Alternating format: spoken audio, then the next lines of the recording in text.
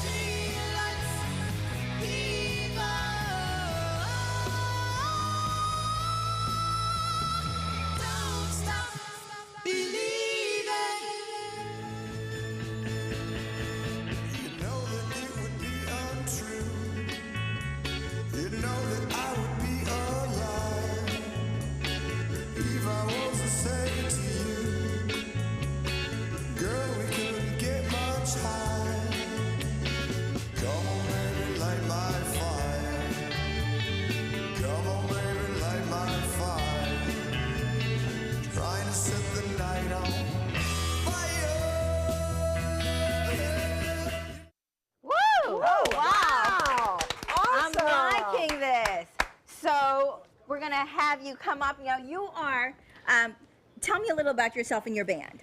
My name is Peter Gaddy. I am a co-founder and producer along with Mark Blinkhorn, my partner of the show. We started about 10 months ago.